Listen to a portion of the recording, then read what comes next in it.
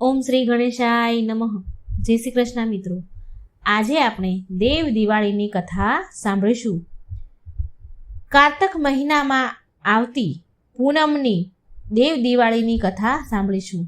કારતક મહિનામાં પૂનમના દિવસે દેવ દિવાળી કેમ ઉજવવામાં આવે છે તે પણ જાણીશું. મિત્રો, આમ તો આપણે જોઈએ તો કારતક માસ એ ભગવાન વિષ્ણુની ઉપાસનાનો માસ છે. કારતક માસનો પ્રારંભ સુદ પ્રતિપદાથી થાય છે. આ સુદ પ્રતિપદા એટલે નૂતન વર્ષ.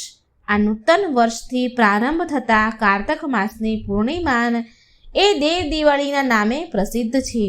એક ભજન પણ છે આનું કે હે જે એવા ગુણ તો ગોવિંદના ગવાણા, મારા નાથ તમે તુલસીને પાંદડે તોળાણા.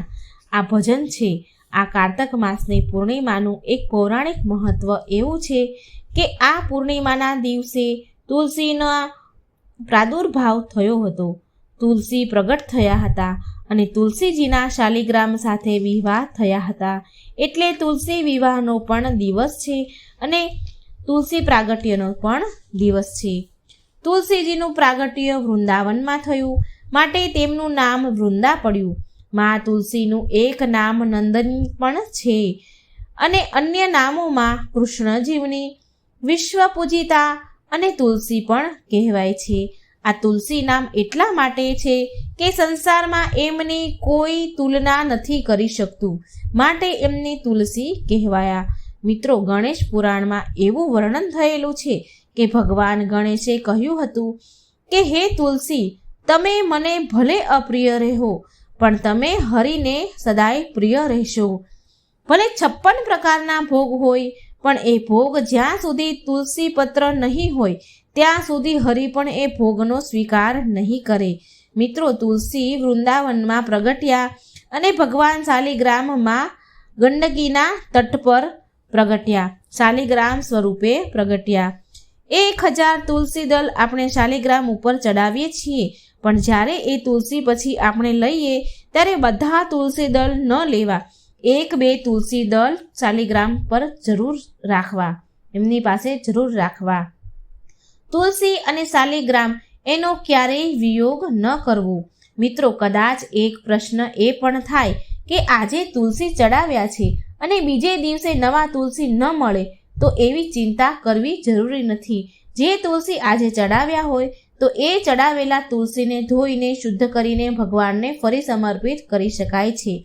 મિત્રો, શિવ પુરાણ અને શ્રીમદ દેવી ભાગવત અનુસાર એક કથા એવી પણ છે કે તુલસીજીનો સૌ પ્રથમ પ્રાદુર્ભાવ ધર્મધ્વજ રાજાને ત્યાં થયો હતો. આ ધર્મધ્વજ રાજાની પત્નીનું નામ માધવી હતું. તુલસી વૃંદાવનમાં તપસ્યા માટે ગયા. તુલસીની ઈચ્છા એવી હતી કે ભગવાન વિષ્ણુ મને પતિના રૂપમાં પ્રાપ્ત થાય, પરંતુ બ્રહ્માજીએ તુલસીને કહ્યું કે તારા મનોરથ પૂર્ણ તો થશે પણ હમણાં નહીં થાય, કારણ કે એક ગોપ અસુર થઈને આવ્યો છે અને તે અસુરનો ઉદ્ધાર કરવાનો છે. આ ગોપ બીજો કોઈ નહીં પણ સુદામા નામનો ગોપ હતો. એ શંખચૂર બનીને આવ્યો છે. મિત્રો, તુલસી અને શંખચૂરના વિવાહ થયા. શંખચૂર એક અસુર હતો. શંખચૂર અને મહાદેવજીનું યુદ્ધ થયું, તેમજ શંખચૂરને જીતવો સહેલો ન હતો, કારણ કે તુલસીનું સતીત્વ, તેનું પતિવ્રત ધર્મ એ શંખચૂરનું રક્ષણ કરતું હતું. એકવાર ભગવાન વિષ્ણુએ તુલસીજીના પતિવ્રત ધર્મનું ખંડન કર્યું. આથી તુલસીજીને ખૂબ દુઃખ થયું. એનું પતિવ્રત ધર્મ ખંડન થયું માટે તુલસીજી ક્રોધે ભરાયા અને કહ્યું, શ્રાપ આપ્યો વિષ્ણુ ભગવાનને કે તમારું હૃદય પથ્થર જેવું છે, તમે કાળા કર્મ કર્યું છે, માટે હું તમને શ્રાપ આપું છું કે તમે તમારા કાળા કર્મ કરવાના કારણે કાળા પથ્થર જેવા થઈ જાઓ. માટે ભગવાન વિષ્ણુ શાલિગ્રામના સ્વરૂપમાં પ્રગટ થયા અને તુલસીજી વૃંદાવનમાં પ્રગટ થયા. અને એ સમય હતો કારતક સુદ પૂર્ણિમા. એટલા માટે પૂર્ણિમા પ્રાગટ્યનો પણ દિવસ છે, તુલસીજીના પ્રાગટ્યનો દિવસ છે અને તુલસી વિવાહનો પણ દિવસ છે. સાથે સાથે શિવ પુરાણ અનુસાર એક કથા એવી પણ છે કે મહાદેવે ત્રિપુર દૈત્યનો વધ કારતક મહિનાની પૂર્ણિમાના દિવસે કર્યો હતો.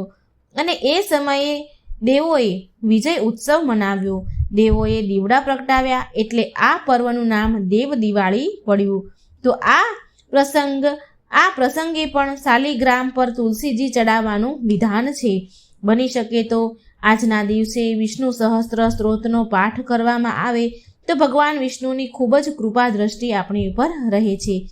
જેવી રીતે તુલસીજી હરિને પ્રિય બન્યા એવી રીતે આપણે સૌ હરિને પ્રિય બનીએ એવી મારી પ્રાર્થના છે.